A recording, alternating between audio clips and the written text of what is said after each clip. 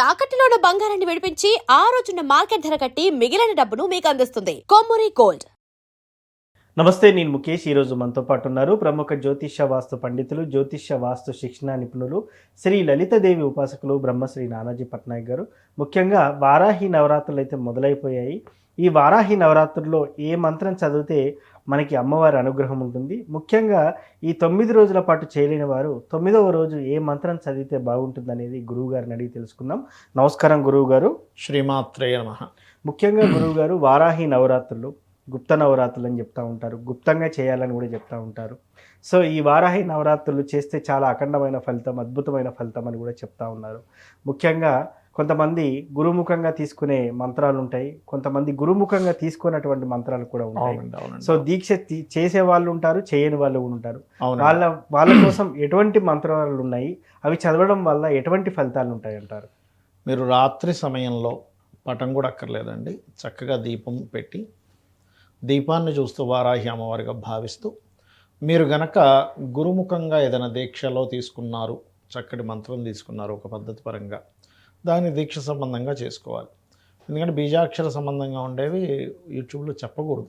ఏదో 2-3 బీజాక్షరాలు చెప్తుంటారు కొంతమంది, అంటే వాళ్ళు ఒక స్థాయిలో ఉంటారు, వాళ్ళు చెప్తారు, దట్ ఈస్ డిఫరెంట్ కేస్. కాకపోతే ఏంటంటే ఎప్పుడైనా బీజాక్షర సంబంధంగా ఉండదు, గురువు సమక్షంలోనే తీసుకోవాలి.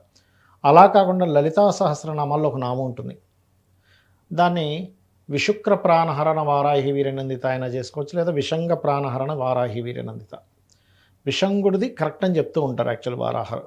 అంటే దీనివల్ల ఏం జరుగుతుంది అంటే, మనము కూడని సంఘం అనేటువంటిది ఒకటి ఉంటుంది. ఇప్పుడు మనం ఒక స్టేజ్కి వెళ్ళాలన్నా, ఒక డౌన్ఫాల్ అవ్వాలన్నా, మన సర్కిల్ బాగా, అంటే మనకి వ్యసనాలు రకరకాలుగా ఉండేటువంటి సర్కిల్ ఏర్పడింది అనుకోండి, అంటే మన ఆలోచన విధానం పూర్తిగా పాడైపోతుంది. వాళ్ళతో ఖాళీగా తిరగడం, అంటే ఒక ఆధ్యాత్మిక సర్కిల్ ఉండడం వేరు, అవును, స్పిరిచువల్ సర్కిల్ వేరు, లేకపోతే ఒక స్పోర్ట్స్ సర్కిల్ వేరు, లేకపోతే ఒక ఏదైనా బిజినెస్ డెవలప్మెంట్స్ కోసం, లేకపోతే ఒక రియల్ ఎస్టేట్ కోసం సర్కిల్ వేరు. ఆ గ్రూప్స్ వేరు, దానివల్ల కొన్ని లాభాలు కలుగుతాయి. కానీ కొంతమంది అలాంటి నిధులని, ఎక్కడేదో దొరుకుతుందని, ఇక్కడేదో దొరుకుతుందని 10-20 ఏళ్ళ పాటు తిరుగుతూనే ఉంటారు. ఏమనంటే షిప్లో డబ్బులు వస్తాయంటారు, ఆకాశం నుంచి 4 ఫ్లైట్లో 10 హెలికాప్టర్లు వస్తాయి, మీకేం తెలుసు అంటాడు. ఇంకా ఒక అతనైతే మరీ కామెడీ, సార్ అసలు పొద్దున్నే రావాల్సిందండి, మన దగ్గర పార్కింగ్ స్పేస్లోకి వెళ్ళిపోయింది కంటైనర్ అంటాడు. అంటే కంటైనర్ నిండా డబ్బు పార్కింగ్ స్పేస్లోకి వెళ్ళిపోయిందని చెప్తాడు. ఎంత కామెడీగా ఉంటుందంటే, వచ్చింది సార్, వ్యాన్ వచ్చింది సార్, మీ దగ్గర పార్కింగ్ స్పేస్లోకి వెనక్కి వెళ్ళిపోయింది, మళ్ళీ వస్తుంది అంటాడు. ఇంకా వాడు అదే దీనిలో తిరుగుతుంటాడు. అంటే ఇలాంటి సంఘాలు ఉన్నంతసేపు, అంటే ఇలాంటి వాళ్ళతో మీకు కనెక్టివిటీస్ ఉన్నంతసేపు మీరు ఎదగలేరు ఎప్పుడు కూడా.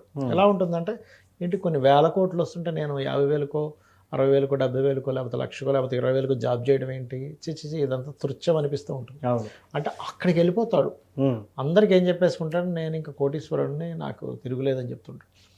ఇవి కొన్ని అయితే, కొంతమంది ఈ వ్యసనాల బారపడ్డం.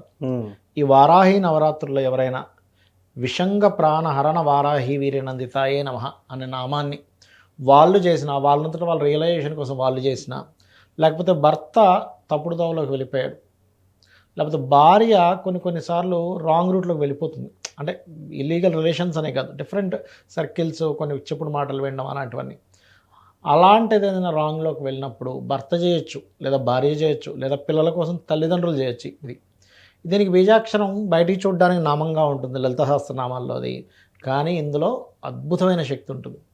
దీనికి రోజు మరి ఎటువంటి నైవేద్యం పెట్టాలి, ఓకే, ఎంతసేపు చేయాలంటే 48 నిమిషాల పాటు చేయాలి ఖచ్చితంగా. 48 నిమిషాలు చేసి, వీలైతే ఒక మట్టి ప్రమిద లాంటి పెద్ద ప్రమిద తీసుకొని అందులో కొన్ని బొగ్గులేసి సాంబ్రాణితో కనుక ఈ నామాన్ని చేస్తే ఇంకా చాలా బలం అండి అసలు. ఓకే, ఎంత పట్టు అంటే ఇంట్లో ఖచ్చితంగా మార్పు రావాల్సిందే. ఎందుకంటే ఇలాంటివి ఎందుకు జరుగుతాయి అంటే, మనకి తెలియకుండానే ఒక నెగటివ్ ఎనర్జీ అనేటువంటిది మన చుట్టూ తిరుగుతూ ఉంటుంది. అదొకోసారి పిల్లల చుట్టూ తిరుగుతున్నప్పుడు పిల్లలు మాట వినరు, లేకపోతే భర్త మాట వినడు, లేకపోతే భార్య మాట వినదు, లేకపోతే తల్లిదండ్రుల మాట పిల్లలు వినరు, పిల్లల మాట తల్లిదండ్రులకు అర్థం కాదు. ఆ నెగటివ్ ఎనర్జీ ఆ వ్యక్తికి ఆ రకంగా ఆలోచన తీసుకెళ్తూ ఉంటుంది. పొద్దున్న నిద్ర లేవాలనిపించదు, రాత్రంతా మేలుకొని ఉంటారు. దీక్షలు ఉన్నప్పుడు వేరు, ఇప్పుడు రాత్రిపూట చేయాలి వారాహి. రాత్రిపూట మీరు దేవతా సంబంధించిన వాటి కోసం చేయడం వేరు, ఊరికే రోడ్ల మీద తిరగడమో లేకపోతే ఊరికే ఫోన్ చూస్తూ కూర్చోవడమో 1 గంట 2 గంటల వరకు అవును. లేకపోతే ఏదో చూస్తూ కూర్చొని టైం అంతా వేస్ట్ చేసుకుని ఆరోగ్యం పాడు చేసుకోవడం వేరు. ఎస్ అవును. ఇలాంటి సిమ్టమ్స్ ఎక్కువగా ఈ పిశాచ యోగాలు కలిగినప్పుడు జరుగుతాయి. ఓకే. ఈ నామం వల్ల పిశాచ యోగాలు పోతాయి. విషంగము అంటే కూడని సంఘం తొలగిపోతుంది. విషంగ ప్రాణహరణ వారాహి వీర్యనందిత. అయితే దీంట్లో కొన్ని మార్పులు, కొంతమంది విశుక్ర ప్రాణహరణం కాదు విషంగా అంటారు. ఏం చేసినా మీకేం తప్పులేదు, గుర్తుపెట్టుకోండి. ముఖ్యం ఏంటంటే వారాహి అమ్మవారిని తలుచుకుంటున్నారు, ఇది చేయాలి. దీనికి మీకు మంచి బుద్ధి రావాలి అన్నప్పుడు పులిహోర పెసలతో చేసిన పదార్థాన్ని నైవేద్యంగా పెట్టండి. అలా కాదండి మాకు నిజంగానే ఇంట్లో కొంత చుట్టాల్లో ఎవరైనా బ్లాక్ మ్యాజిక్ చేశారనిపిస్తుంది, లేకపోతే ఏదైనా మాకు శక్తి ఇబ్బంది పడుతుందని మాకు అనిపిస్తుంది, చాలా స్పష్టంగా తెలుస్తుంటుందండి కొంతమందికి. వాళ్ళు చెప్తుంటారు, ఏమంటే మా ఇంట్లో మేము పని చేస్తుంటే వెనక నుంచి నల్లటిది ఏదో ఆకారం ఇలా వెళ్ళిపోయినట్టు అనిపిస్తుంది అంటారు. నిద్రపోతూ ఉంటే పంచం కింద శబ్దం వినిపిస్తుందండి, తీరా చూస్తే మాకు భయం వేసి కింద చూడడానికి కూడా చూడలేదంటూ ఉంటారు. లేకపోతే నిద్రపోతూ ఉంటే ఇంటి పైన గజ్జల చప్పుడు వినపడిందని చెప్పిన వాళ్ళు ఉంటారు. ఇలాంటి నెగటివ్ ఎనర్జీస్ని అమ్మవారు పంపించేస్తుంది. ఎస్. కాబట్టి చేయండి ఖచ్చితంగా. 9 రాత్రుల పాటు కాస్త బ్రహ్మచర్యం పాటించాలి. 9 రోజులు ఖచ్చితంగా నేల మీద నిద్రపోవడం చేయాలి. కాస్త తక్కువ మాట్లాడాలి. అంటే అనవసరమైనవి మాట్లాడకండి. ఇది అవసరము అనుకునేదే మాట్లాడేలాగా మీరు మౌనం పాటిస్తూ మనసులో కనుక వారాహి అమ్మవారిని ఓం వారాహి దేవి నమః వారాహి దేవి నమః అని 9 రోజులు అనుకోగలిగితే మీ జీవితంలో అద్భుతాలు మీరు చూస్తారు. సార్ ఇంకోటి పటం ఏం అవసరం లేదు, దీపం పెట్టుకొని చేయంటున్నారు కదా, మరి ఇప్పుడు పటం దీప నైవేద్యాలు ఇంకేం అవసరం లేదంటే చేయొచ్చండి, ఎందుకు చేయకూడదు? అయ్యో పటానికి చేయొచ్చు.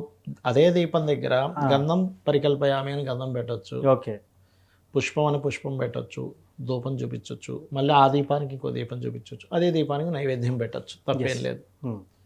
సో ముఖ్యంగా వారాహి నవరాత్రుల్లో చివరి 9వ రోజు ఎలా చేసుకోవాలి ఏంటని 9వ రోజు చేసుకోవచ్చు, రోజు కూడా చేసుకోవచ్చు. ఇదంతా సార్ ఈ ఫలితాలు ఏముంటాయి సార్? ముఖ్యంగా మెయిన్ ఫలితాలు ఎప్పుడు ఒకటేనండి.